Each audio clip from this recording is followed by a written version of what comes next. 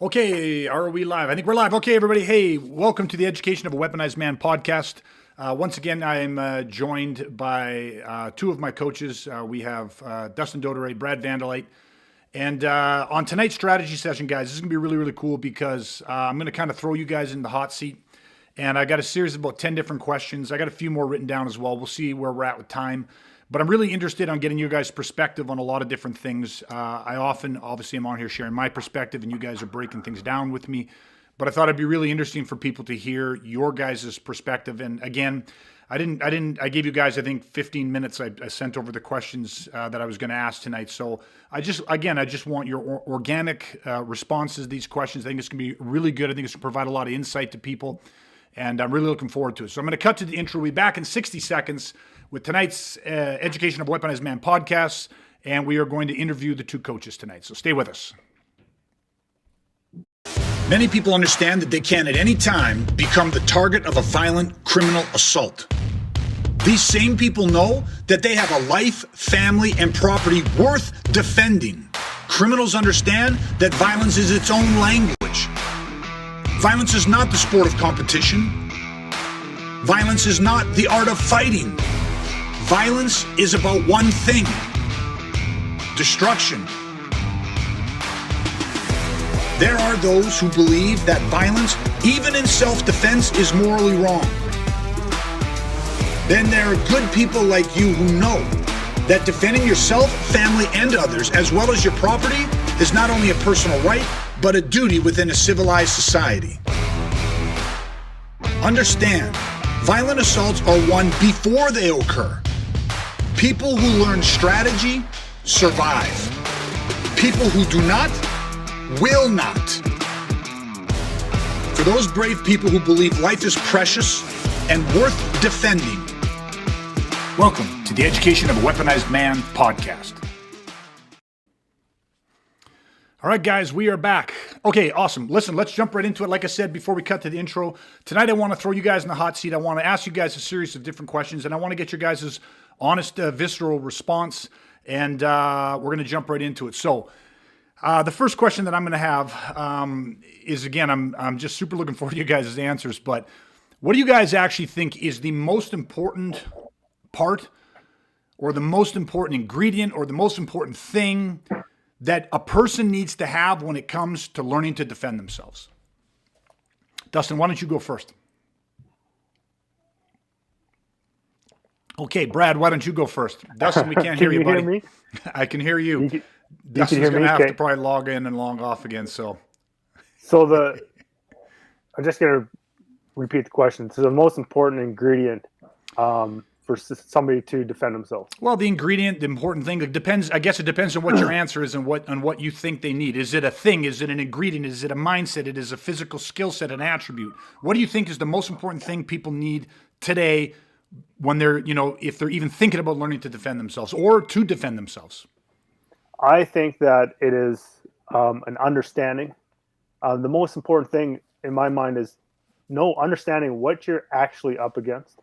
Right, we've talked about this all the time. Right, the acceptance of reality is a critical important aspect of that, because if that is lacking, then the direction that you choose to go could be misguided. Right, so a full understanding of the theater of operations that you find yourself in, potentially could find yourself in, and then the willingness to own that problem. Okay. Just let me hit you real quick then on how do people figure that out? How do people that, let's say, have never done anything, in your opinion, again, you're saying that one of the most important things is that they understand or they own the problem.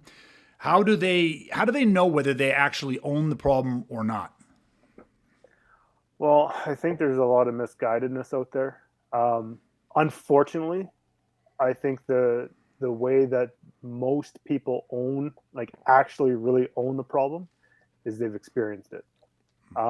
So whether they are certainly have been affected and touched by violence firsthand, or connecting with somebody close to them who has been affected by violence firsthand, because a lot of the stuff out there is a lot of bullshit out there. A lot of people are trying to pay rent, but it's like to really understand, I think most people have been probably affected by it. Okay, so what about if somebody hasn't been? Let's say I'm the guy that I get what you're saying, right? Like I was a victim of violent assault, which led me to seek out a solution because I was the martial artist, I was a sparring partner for two professional fighters. I'd come from that world, and yet when I was targeted by Yeah. violent criminals, it was unlike anything I'd ever been trained for. It was so different, right? So that almost cost me my life. So that led me. That's exactly what you're talking about. That led me to needing to find a solution. What's your advice for somebody that hasn't been there but has that feeling or understanding that, hey, maybe this is possible? Like, how do they own that problem? Well, and I think like because that's me, like we're on the very opposite ends of that situation, because I wasn't affected by violence the way that you were on your journey. But I remember for me, it was a thing that when I thought of the problem from what I believed it to be at the time, right? I remember distinctly that I had no fucking idea what to do with that.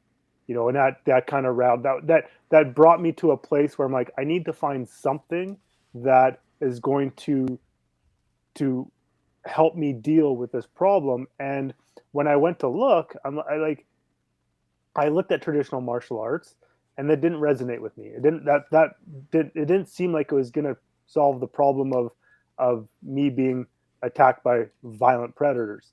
And so, that's just one of the things. Like I said, like I had no idea. I had no idea how to solve that problem, and that got me to look for something. But then I guess you have to find a tribe, a group, a organization that when they speak of the problem, it is in line with the problem that you perceive that to be. Gotcha. So, just to summarize, your answer is first you have to have an understanding. You have to be able to own the problem, and there's one of two ways. One is either you're touched by violence, so you intimately understand. It's like touching the stove, right? You figure out real quick violence is different. Or the second way is that you have to be very honest with yourself. You have to. Yeah. You have a perception of what the problem is, and maybe it's 100% accurate. Maybe it's not. It's probably not, but there's a Yeah. perception there, and you have to find something that resonates and fills that void, scratches that itch, so to speak. Is that kind Sure. of what you're Yeah. saying? Yeah. Yeah. Exactly. Perfect. Yeah. Okay, Dustin, let's do a mic check first.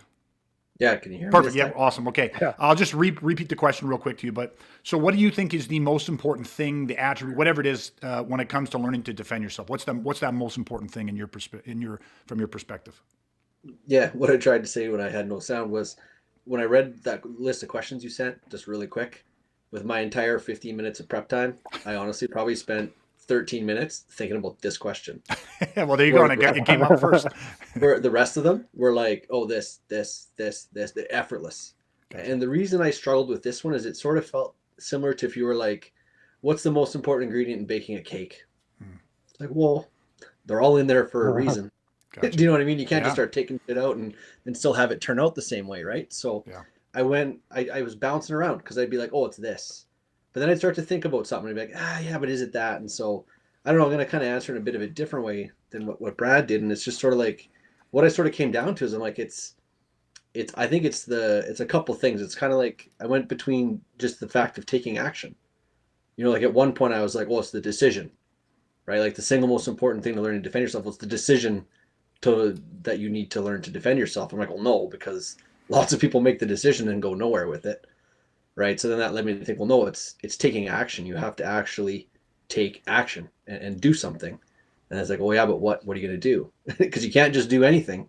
That's not going to work either. So yeah, for me, I guess I'm more just sharing how I struggled to answer this question. And what I kind of came back to is I'm like, well, it just sort of ends up being like the most important thing is it's the path. It's the path you end up on. And I think that's a bit of what Brad was talking about is like you have to find a tribe, a culture, a group of people, like-minded individuals who are trying to solve a problem that you share. And so, without just stealing his answer, I think he did a really good job at hitting that. I agree with him 100%. Tying into the idea of like not coming from a personal experience of violence, because I'm like Brad, not you. I didn't have that in the same way as you did. But I think it's like, if you don't have a firsthand experience, how else can you learn something? Well, secondhand experience. So if you had to face violence and you've spent 27 years trying to problem solve that, well, if I want to solve the same problem, spending time with the guy who's, spent 27 years doing it makes a lot of sense. Mhm. So it's like, how much can I pull from you, from your experience, without ever having had to experience it myself? Because the solution is going to be the same if we believe the problem to be the same.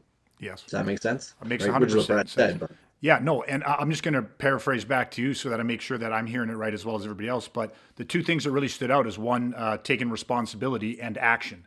And those two things. And I used a slightly different word, but you were talking about, is like, for me, I threw in the word responsibility because what I heard from what you said is when somebody actually says, I am responsible, when they come to that, so it's not just a decision of like learning to defend. I should learn to defend myself because, like you said, lots of people say that, but not everybody does that. And what I got from you as to being one of the most important things was I really heard you saying, you got to really step into that role. You got to really own and take responsibility for your life, liberty, freedom, and security. And when you do that, a true decision of conviction, that is the impetus for action. And then the action is finding that tribe, that group that shares the common problem. So is that kind of, that's what I heard, right? Yeah. Perfect. Okay. Now, I would actually expand on this a little bit, but there's a couple questions down that will anyhow, so I'll just leave it for that. So I love that. Now, real quick, I'm just going to throw up Mac's question because Mac, it's kind of the same thing we were doing, but just ask, what's the most important ingredient for preparing for violence? So I think it's kind of just another way to say what we've already said. But is there anything you'd add for that, or is that how you answered it? Learning to defend, preparing for violence. I think Max just putting the question up there so people know. Oh, gotcha. What question we're asking? What question Okay. we're at when we're. I thought he explaining was it. just wanting to change the terminology a little bit and see if it changed anything. Yeah. But okay, that might just be a reiteration. Just because of the I question. only see the cue up there, right? So it's like, Gotcha. here's the question that we're answering. I got you. Okay, I thought that meant he's putting up a question. Anyways, driving on. Let's fucking move on here. Yeah. Okay. All right. The next question after you guys then is I want specifics as to what your why was. Brad, you touched on it a little bit, and you both have said that neither one of you, it wasn't a firsthand violent experience that drove you to want to find a solution to violence. So then what was your why? Yeah. Well, yeah, for me, like I said, like I had no idea what the solution to that problem was. For me, I was always, I wasn't the biggest kid, I wasn't the strongest kid, I wasn't the fastest kid. I was pretty much the average kid, growing up, and I experienced some run-ins with some of the bigger kids, and when I was growing up, and that kind of scared me. Like I just when I left the small town that I grew up in, Peace River, is like I always wanted to find something. And now the terminology that I used is like I don't learn how to fight because I have fucking no idea how to do that. And it's not the terminology I would use today, but in that moment it's like I don't know. I have no solution to what if I ever had to defend myself. And that, like, my main why was very focused on me as the individual, right? I was 20 when I started. I wasn't thinking about defending my family. I wasn't thinking about defending, I was thinking about like, I want to learn how to defend myself because that's kind of what, where I was. Obviously that has evolved tremendously from when I first started, but I think, but again, to boil it down was just, I really knew that, like you said, I was honest. You have to be honest with yourself. And I really knew that I didn't have any idea what to do. And then even tying it into kind of how Dustin answered the last question is like, I knew nobody was going to do it for me. It wasn't something where like the term or the understanding, like, well, this is my responsibility. It's like at that young age, I'm just like, nobody's going to step in and be my savior, and that's why I had the desire and the drive and the passion to pursue something and find something that really resonated with me on this path. Awesome. Perfect. Dustin, I'm going to let you answer. Yeah. Basically, I grew up wanting to be half ninja and half Navy SEAL. So, and like it's funny, but it's 100% the truth. Like that's how me and my brother grew up, right? Watching war movies, ninja movies, playing GI Joes. Like that's what we were all about. We loved all that stuff just because it just appealed to us. It's kind of how we were raised. And so for me, that led me into martial arts, not because I saw it as like a solution to some massive problem. It was just like, I think this stuff is cool. I want to be like those guys. I mean, we talk a lot about how bad Hollywood can be for shaping people's identity, but in a way, it's like that's what allowed me to get into this in the beginning, is because it kind of led me down a path where I ended up here. And so I got into traditional martial arts again, not because it was the right solution, but it's all there was, you know. And which one? Taekwondo. Why? Because it was the best? No, it was the only one they had in the town I grew up in. So that's what you signed up for. And so I did that for years because it was the same thing as like Brad says, like I wanted to learn how to fight, you know, like with that terminology. And then it was university where we went to a demo that you were putting on, and it was only because of my martial arts background that I had the contrast I needed to sort of have just that epiphany, that perception shift in the demo that you were putting on, because of the things you were talking about. Do you know what I mean? It wasn't even so much, well, not so much. It wasn't the things you were showing. It was the way you talked about violence, the way you talked about what can actually happen in an assault. And it was just like, holy shit. I just had no idea. Like my perception of what a fight would be like was just so incredibly wrong. And as you started to bring up the problems and the things that can happen in violence, it was like, I have a black belt in traditional martial arts, and I don't know what to do with that. I don't know what to do with that. I don't know what to do with that. And you just kept putting out the things, and I'm like, I don't have a solution for that. I don't have a solution for any of this stuff. And so me, it was just like mind blowing. I was like, holy shit, this is what I need to do, because it fits in with that kind of identity I was raised with. It's like, you know, if I really want to be all these things that I've kind of always envied, it's like, this is the way to do it. So. Yeah. No, that's awesome. And I'm just going to again paraphrase back a little bit, but you both obviously talked a lot about just Brad talking about the confidence and the certainty of saying, you know, I need to learn how to fight, right? This is a terminology we all used as younger kids, right? I have to learn how to fight because nobody's going to do this for me.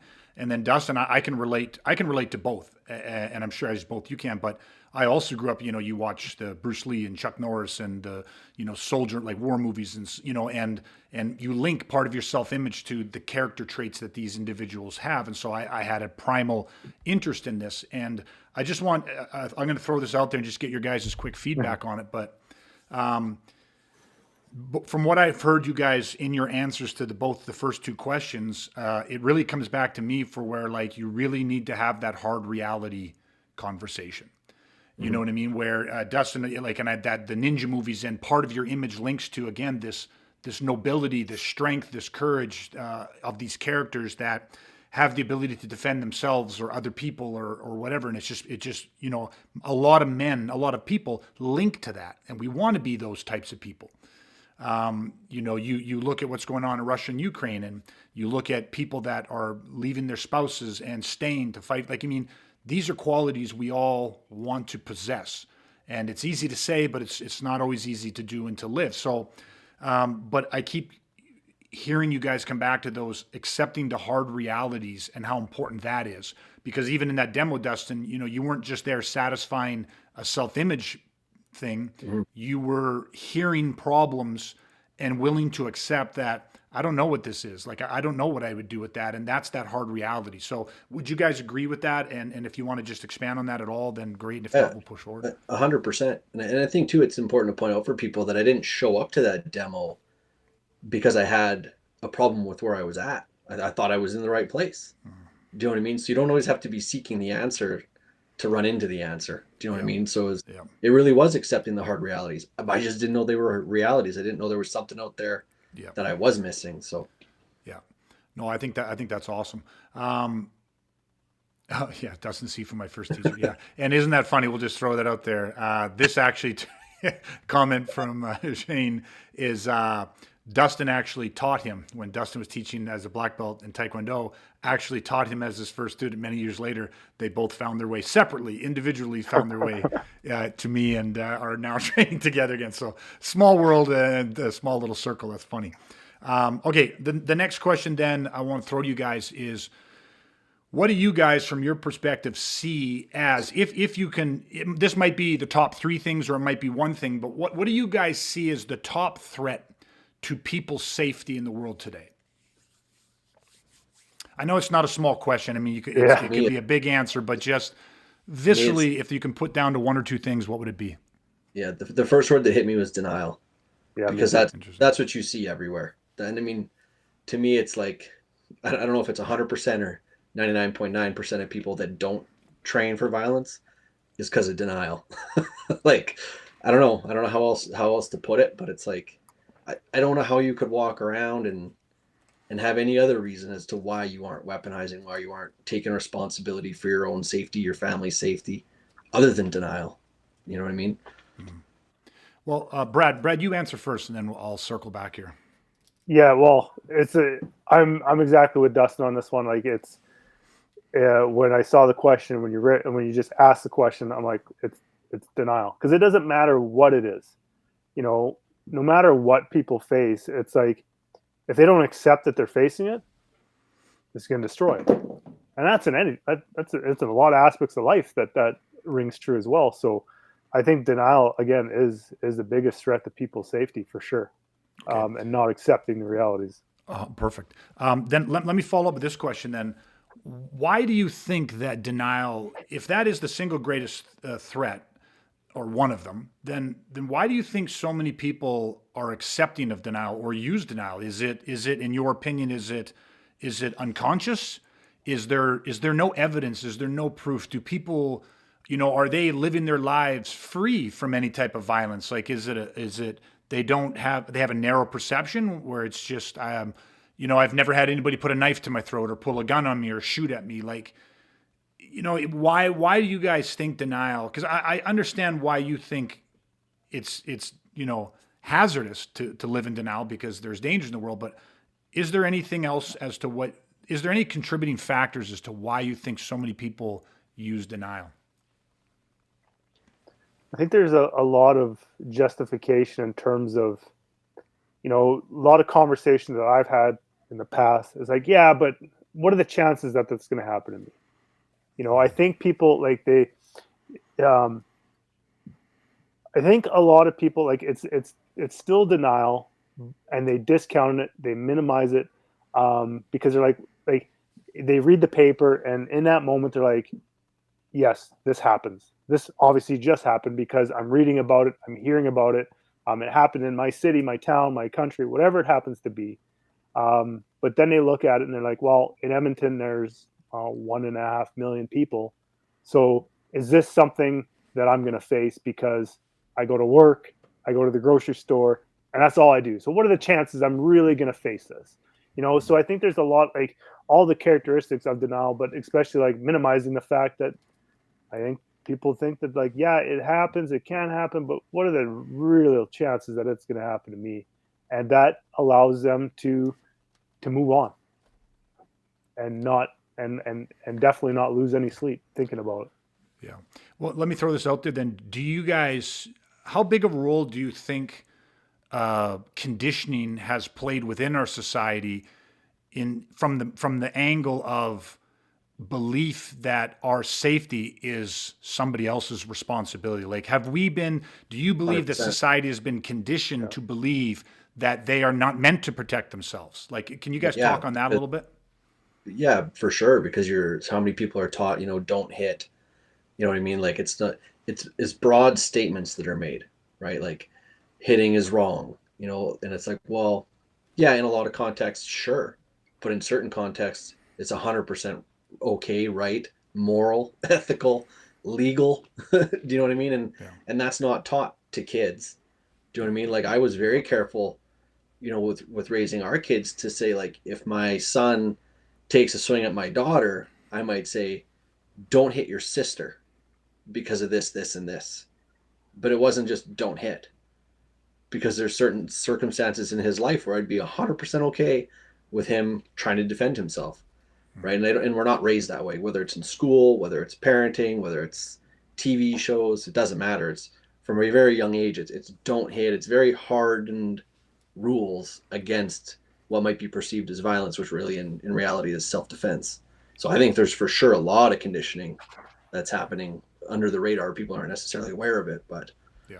or they are and they're accepting of it. I Sure. guess there's probably both, right? Yeah. Well, I think we could turn this into a whole separate conversation if we Yeah. talked about Yeah. because that belief is often enforced by the powers that be in the sense of like law enforcement community, a lot of people that represent that in media releases, press releases, the way that is they Yeah. they Yeah, let us they take care of it. yeah, Yeah, they principles, are yeah, rules. they're pushing a narrative Yeah, that makes people often feel as though they do not have the right here in Canada to defend themselves, or they will face legal prosecution. When, in fact, we know, and it is well documented, and there's Barry Holland comes to mind, obviously, and No More Mr. Nice Guy, definitive guides on the fact that we are and do possess the right to defend ourselves, up to and including lethal force. But we, as good moral law-abiding citizens, have to take responsibility for that. So I think the conditioning part of it, I just wanted to get you guys to touch on that real quick. And I just want to throw this up because Costa just made a point that he also never thought, you guys mentioned Denial, never thought that he'd be robbed at gunpoint until it happened. And again, it's this thing where, what is the single greatest threat? And you both unanimously answered that it is denial, because denial is what would block us from taking responsibility. And there's a situation where, again, you never think it's going to happen until it happens. So a little bit of social proof on that. So I think you guys are on the right spot there. So the next thing that I'd want to ask you guys is, and maybe I'll get you to answer this first, Dustin, because you have experience in this. But what do you guys think about the importance of style? And I mean style in the sense of like a traditional martial arts style, a combative sports style. But what do you think? What is the real importance that style plays in learning to defend yourself? Because there is a lot of, obviously, this has been the subject of debate for years. It'll continue to be the subject of debate. What's the best art? People will argue Krav Maga versus Brazilian Jiu-Jitsu versus this versus that. But I just want you guys to weigh in on how do you simplify and cut through a lot of the clutter when it comes to people talking about and wanting to compare styles? How important is that, in your opinion and in your experiences? 20 plus years of training. Yeah, I don't think there can be any kind of loyalty to style or art or tradition or any of that stuff, because you have to do what works. Do you know what I mean? What works, what doesn't work, and that's what matters to me, is usable knowledge, applicable knowledge, and that changes too. I mean, even if we look at what we've all done over the last couple decades, a lot of it's the same, but a few things have changed because they needed to. And we weren't hung up on like, well, no, but we've always done it this way. Who gives a shit? Like, if there's a better way, I'll start tomorrow. Do you know what I mean? If someone can show me that chasing butterflies around my basement will make me better at protecting myself, I'll start tomorrow. Like, do you know what I mean? I could care less what I'm doing, as long as I have belief that that's the best thing for me to learn to protect myself or my family or whoever. Perfect. Brad, do you want to jump in on that? Yeah, you know what? The thing that comes to my mind is, and we say this all the time, is like, don't try to replicate me, duplicate the results. And when I think of that, it's like, the result is being able to defend yourself. I don't think style matters at all. It's like, what is functional, what is going to get you home at night, to be with your family. And, again, it's one of the things that and I'm just going to echo it because Dustin said it. I take a lot of pride in knowing that we're always seeking the best solution to the problem. And if that changes, we embrace that change because we are so laser focused on solving the problem. And, even look at some of our guys that we have with us, some of that have a little bit I forget his name now, but with the shoulder injuries, Dave had limited range of motion and shoulders and all this sort of stuff. It's like, style doesn't matter. It's like, do what works for Dave, do what works for Brad, do what works for Dustin and Greg. And but it's with the same and the direct and the laser light focus on solving that problem. And Dave couldn't do it exactly the way I did it because he had limitations. But doesn't mean that, like, if we had attached a style to it, then we're going to try and put this guy into something as opposed to making something functionalized for where he is at and what his abilities are. Yeah, I think this ties into two other kind of concepts, things we talk about all the time, like, Lieutenant Colonel Dave Grossman's quote of amateurs talk hardware, professionals talk software. I think that's where this fits in. It's like style is it's amateur, right? Like it's the software that matters, which then fits into what we always talk about, strategy, tactics, tools. It's like, what Brad's talking about. The same tools aren't going to work for, person A as for person B. But if it's all coming from the same strategy, you can then figure out techniques and tools that will work for that person with whatever limitations they have, as long as the strategy is there, right? So again, style doesn't mean shit. Yeah. Probably. Go ahead, Brad. It's probably more confining than anything, because you Yeah. can't, because this is the style. This is what we got to, mold to. And you're restricted because you can't go outside of that mold, or else you become a training slut. Yeah.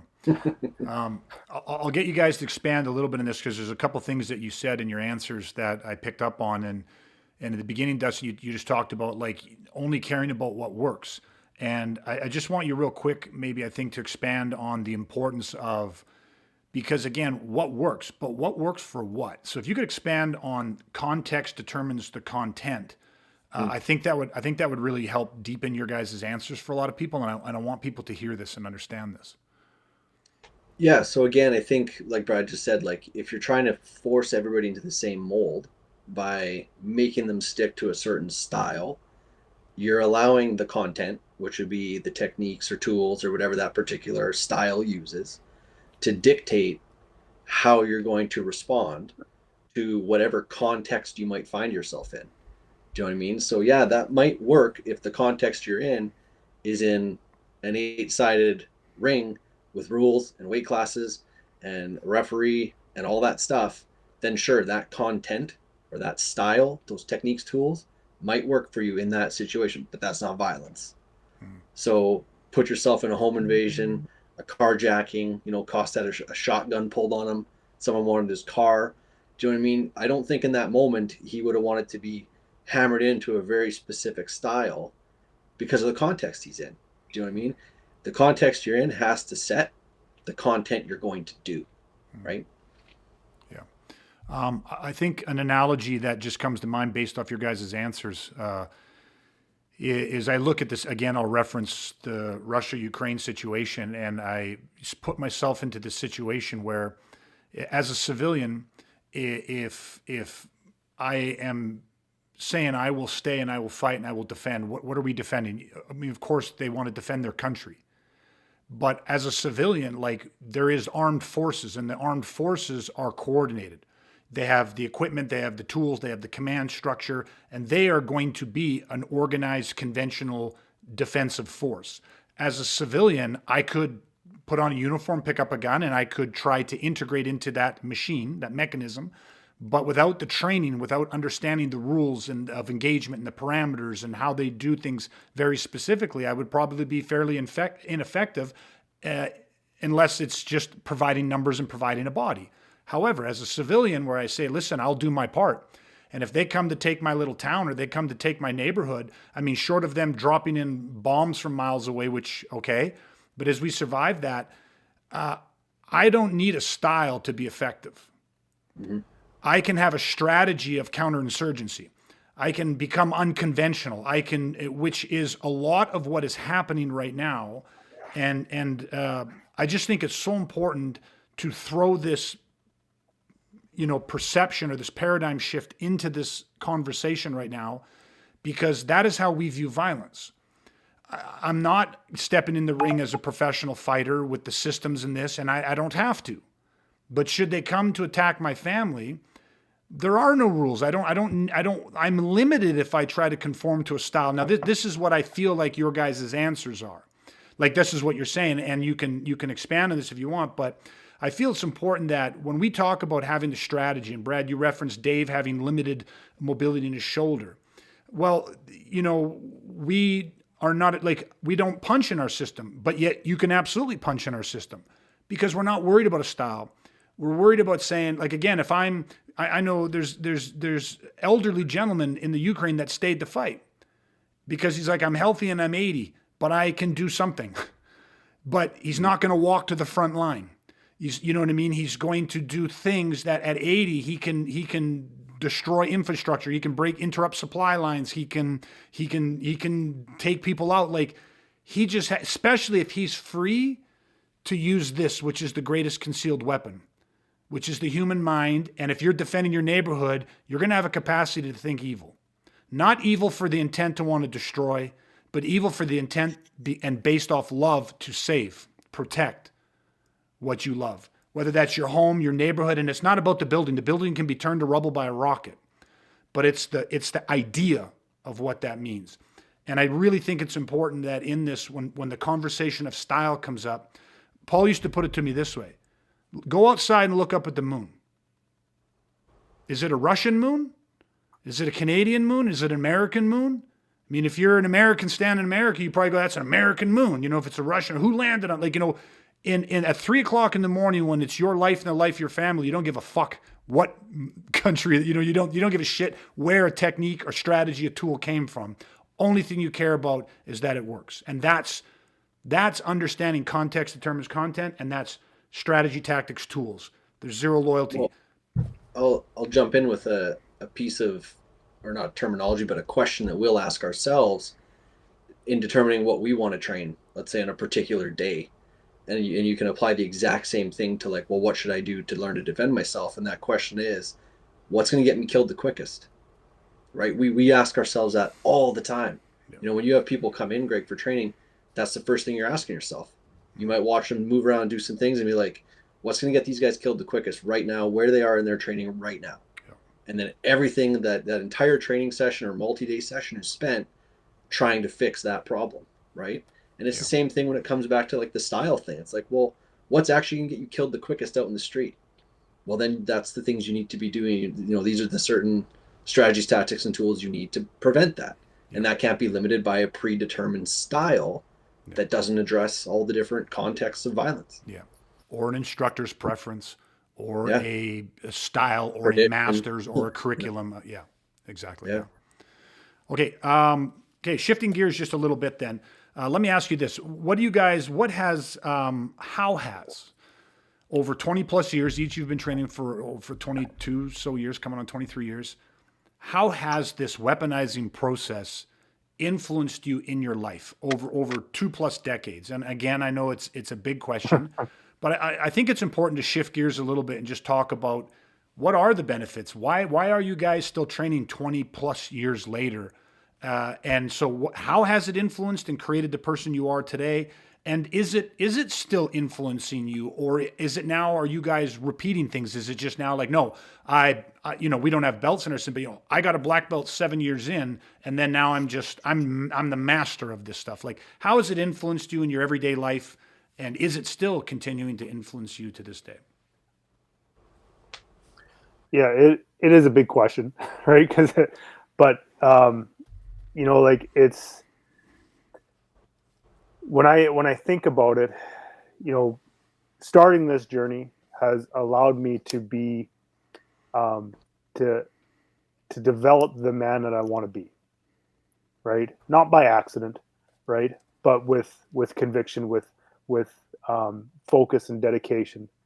And on this journey, like, it's a choice. It's like, I continue to be on this journey because I choose to be on a journey because I want to grow into the man that I see myself becoming down the road. And, this is a conduit because, there's a lot of questions. There's a lot of experiences. There's a lot of things like this that, I don't think I would have got in other areas of my life if I wouldn't have started walking this path. Like, for me, it was, it's very influential. I don't know. It's even hard for me to explain fully. But like, if I was to answer it this way, I don't know if I'd be the same man that I am. And I don't know where I'd be in my life. Not even where I'd be, but who I am if I would have found weaponizing and started walking this journey. I don't know. It's a big question for sure. Yeah. Dustin. I'll jump off what Brad's kind of talking about, because I can feel what he's saying, and I agree 100%. And I think kind of the words that hit me just listening to him talk is growth mindset. I Yeah. think training the way we do, it's obviously really important for people to understand it's not just a physical process, right? It's a mental and physical process for mastering the tool of violence. And the mental part of it is huge, obviously. And so yeah, like it made me into a growth mindset person. I mean, it shaped every part of my identity, but that's probably one of the biggest ones. And the culture, which that's important too, is like there has to be a culture, and weaponizing very much with us is a very strong culture, and the culture supports and feeds growth mindset. And so once you kind of make that decision or identify with the idea of being a growth mindset person, well, then you can't help but just keep chasing growth. And so it's like when you ask, like, well, are you just in a maintenance phase? You're just kind of repeating what you've always done. Well, no. It's like, to really break it down, simple analogies. Like if you're a runner and you're running whatever, whether it's a marathon or a 100-meter dash, it's like you're always trying to get faster. Sub 4 minute, whatever mile, it's not fast enough. 355, not fast enough. 350, not fast enough. What can I do to hit 340? Whatever. Do you know what I mean? So I think that for me is like the two biggest things is one, it's completely shaped my identity. And two, it's very much turned me into a growth mindset type person, which then fits into every part of my life. Every part of my life is growth mindset, not just weaponizing. Yeah. Can I throw another question out there then that might help dial this in even more? Is there's a lot of different vehicles in this world, right? That will help people become growth mindset, that force us to grow and to change and to get out of our comfort zones. Is there any special connection or anything that you found when it came like your vehicle is violence, like you're Yeah. learning to solve a problem of violence? Does that offer any special, I know. yeah, I think you get where I'm going with I, the I, question. I knew where you were going with that question before you got half of that in your mouth. But because it's the reason is because it's kind of it's the ultimate thing. I mean, what are the two things that are guaranteed in life, right? Death and taxes. Maybe not taxes, but death is. So it's like if you're not, you know what I mean. If you're not alive, you're dead, and that's inevitable. And so I think just when you have to face the idea of death, the idea of your own life, your family's life, there is no bigger threat. There just isn't. Do you know what I mean? Like losing material things, losing your job, like, yeah, that all sucks, but none of that matters as much as your health and your life. And so when you face violence, the idea of potential death, loss of life, loss of loved ones, there is no bigger problem. So when you're weaponized against that, everything else is infinitely easier. Yeah. Yeah. We often say, right, what is life gonna throw at you? Yeah. You come back into the office Monday morning, people say, "Hey, how was your weekend? What'd you do?" And you just spent 3 days weaponizing, learning how to not just survive but thrive against, what would equate to atrocities that human beings commit on other human beings. Man Mm-hmm. does things to man that animals would never even consider. There's sadistic, evil people in this world, and when you are forced to confront those things, and really what that means is you're forced to confront your limitations. All of the things that your fears, your self doubts, all of it, your limiting beliefs, conflicting beliefs. And not only are you forced to confront those, but it's a vehicle that allows you to change those things, and that's where you get that growth mindset. So that's a beautiful answer. I love that, and I definitely can echo the same sentiments in my life. So, Brad, anything to add to that, or we're good on that?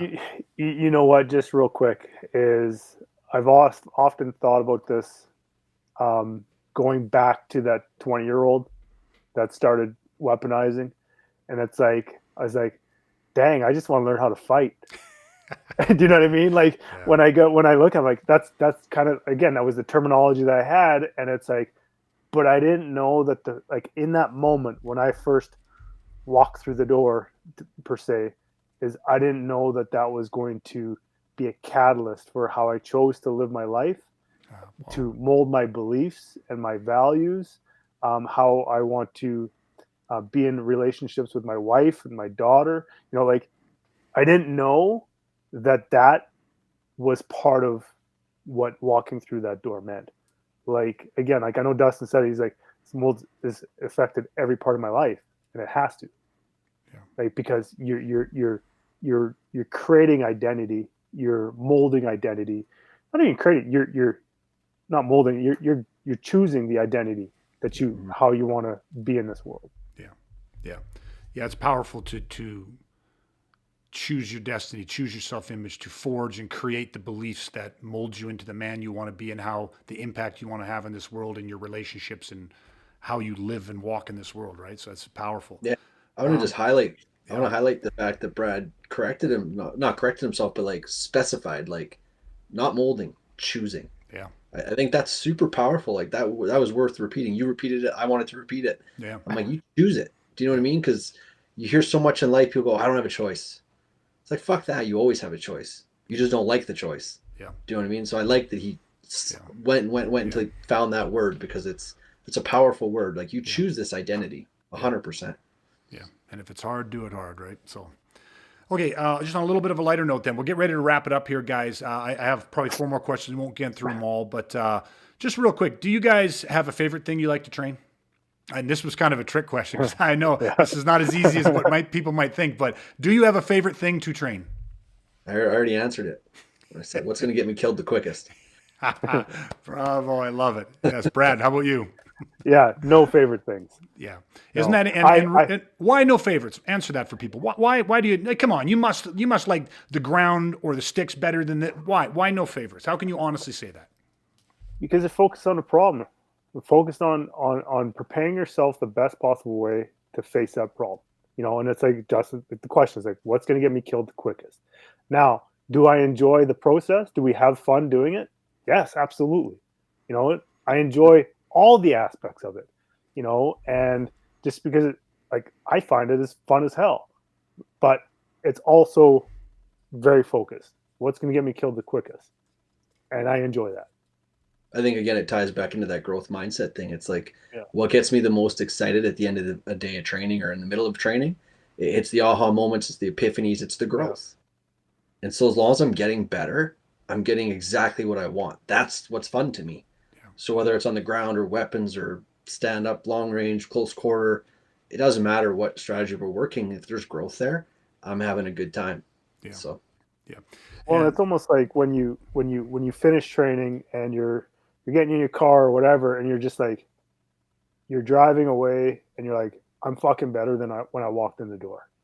Mm-hmm. And like, there's a certain energy in that, certain personal power in that, certain confidence, and like it's just like it's such a awesome feeling. And that could happen in 10 minutes, or that could happen in 3 days. But it's like, I'm fucking way better than when I first started today. Like last night we worked elbows last night, virtual training. And at the end of it, Greg, you made a comment. I can't quote you word for word, but it was something like, not necessarily a complicated thing or a complex thing. It was fairly simple, but we're better for having done it. And it was just like, yeah, 100%. It's like, we spent an hour just working elbows. It's like, but I elbow better than I ever have because of that hour. Yeah. And it's like, that's what's fun. Yeah. That's what makes it so much fun. Yeah. And I'll just paraphrase the answer or what you guys said back, because I just want to really make sure that I'm hearing and understand it as well as other people. But I really have picked up on, again, a constant theme here of you guys really owning a very specific problem. And that problem is violence, the things that will get you killed, things that would harm your family. And I really see how you guys have attached your growth mindset, your sense of accomplishment, your sense of confidence and certainty to the solving of that problem, whatever it is you need.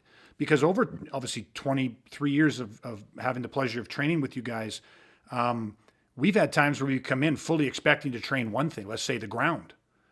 And yet something happened real time, something happened in life, something happened in the media, something happened where we spent the next day, 2 days, 3 days lecturing, talking about psychology, going deep, breaking down physiology, working counters to certain things that we never ended up doing the thing we said we were going to do or thought we were going to do. And it's not that we didn't need that, but it's because the problem is alive and fluid.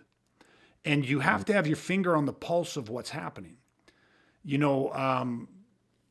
So I threw that question in there and wanted to hear your answer. And I love that part of it. And one of the sayings that we have that might resonate, that applies, I think, is you're only as good as the last time you trained. A lot of our confidence and certainty, we believe that you're as good as the last time you trained, because time is the greatest gift. And when we have the gift of time and we can invest that time into, like you said, an hour, whether it's virtual, whether that's working our virtual protocols or live training, that gift is us tuning up. Our gift is us having more time to solve the problem of violence and imminent grievous bodily harm or death. And I just think that's such a cool thing. And this will be my last question, guys. We're going to wrap it up. Can you share with everybody, give us a forecast. What do you guys see on the event horizon? What is the future of preparing for violence? What is the future of the need to prepare for violence in the next 5 to 10 years in this crazy world that we're living in? There's probably more uncertainty and fear in these unprecedented times than, for a long time in human history. Where do you guys see the need? What do you see happening over the next 5 to 10 years? What is the future of weaponizing and the need to weaponize? I'll jump in real quick. The first thing that kind of pops to my mind is that I definitely feel that the demand is going to increase. And the reason why I say that is because we always talk about people being chronic. They're under the influence, not just of alcohol and drugs and stuff like that, but under fear, stress, anxiety, frustration, those types of things. And I think that the landscape that we have just been coming through with people, their whole life's turned upside down. I think that there's a lot of that chronicness walking out in the world right now, that I don't know if that's going to go away. Do you know what I mean? I think there's always that pressure on society and on people.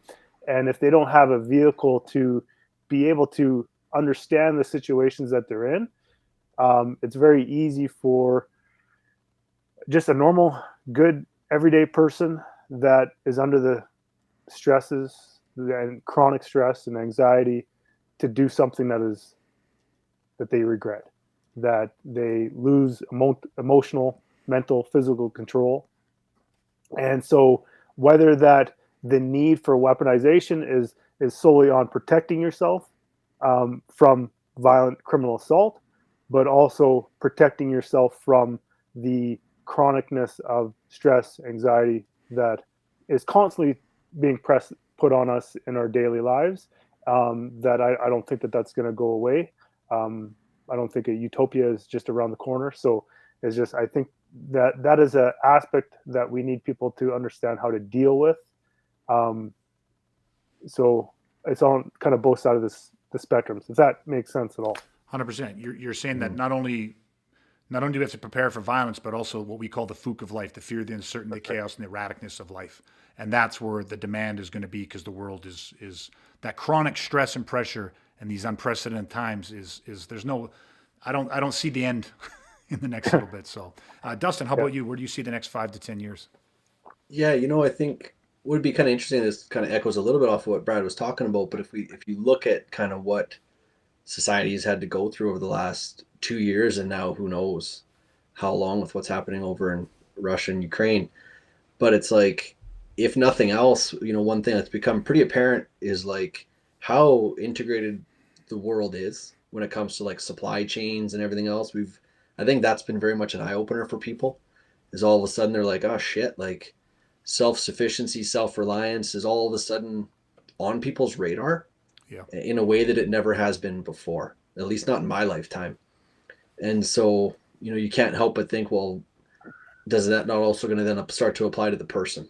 Do you know what I mean? Before the whole pandemic thing, there was the big sort of the start of that uprising of defund the police and all that stuff. And we already understand that the police are way too limited to look out for the individual.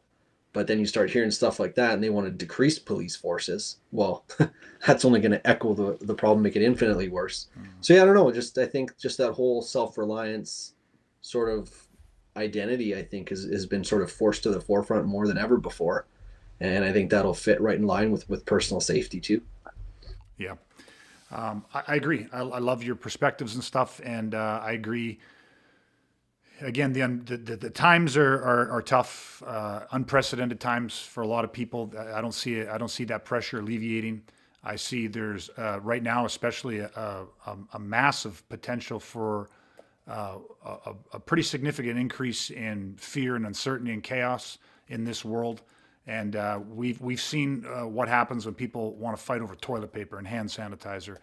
Never mind when potentially you even have short 2-3 week interruptions in food chains and everything else. And I think I'll just finish it too, Dustin. You said just the term self-reliant, and for me, I just echo it in the sense that self-reliance starts with self-preservation.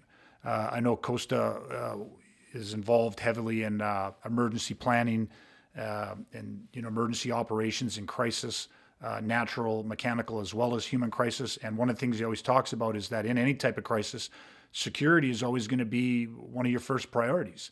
You can have all the food stores in the world. You can have the generators and the gasoline and the solar power and stuff.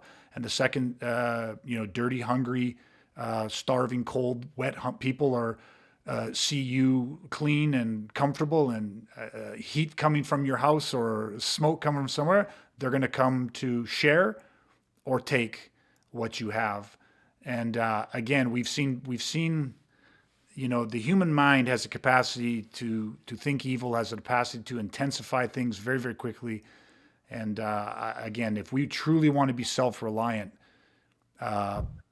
the primalness of needing to understand how to not just survive but thrive is paramount. And there's just people that are going to have to face the hard realities of this situation, and the better to be prepared. And what's the Boy Scout motto, right? Better to have it, not need it, than need it, not have it, right? So I think building your tribe or community is important too. It adds another level, layer of resilience. 100%, Mac. That's going to be a great comment to end on. Tribe, we cannot survive alone. We are the most social creatures on the planet, and we need connection, and we need to be with like-minded people. So I want to thank you guys both tonight for not only 20 plus years of dedicated training and coaching and helping perpetuate and pass this on, but for jumping into the hot seat tonight, answering a few questions, sharing your perspective with everybody. I learned a lot. I love it. I appreciate it, and I'm sure a lot of people are going to benefit from this. So thank you guys so much. Thank everybody for jumping on, watching. Please like, share, follow, comment. Do not forget, I'm going to cut to our exit here. And there's 3 or 4 different ways that I can help you weaponize for free. We have a new workshop out. You can go to our Awaken the Protector within Facebook page, and you can look there, and there's an ad there for the 1 hour education of a weaponized man, where you can discover 10 insights violent criminals do not want you to know that will help you to protect yourself, family, and property from violent criminal assault without wasting years earning a black belt and needing to become a professional fighter. It is it is 100% free. I highly encourage everybody to watch this. And that is it, everybody. So, guys, thank you so much. I appreciate you deeply. Everybody, please stay safe, stay weaponized. We are going to chat again soon. Many people understand that. Hey, thanks so much for listening. And listen, if you found this content valuable, here's 3 different ways that I can help you weaponize for free. First, grab a free copy of my ebook, The Education of a Weaponized Man. To get your free copy today, head to ebook.awakentheprotector.ca. Number 2, you can take a free workshop where you will discover the 10 insights violent criminals don't want you to know. To take this workshop, head to workshop.awakentheprotector.ca. The third way is to head to my website and check out all of my freeline programs that cover everything from mindset to strategies. To check us out, go to awakentheprotector.ca. And finally, leave a 5-star review so that we can reach more good people like you who are ready to weaponize and rise regardless.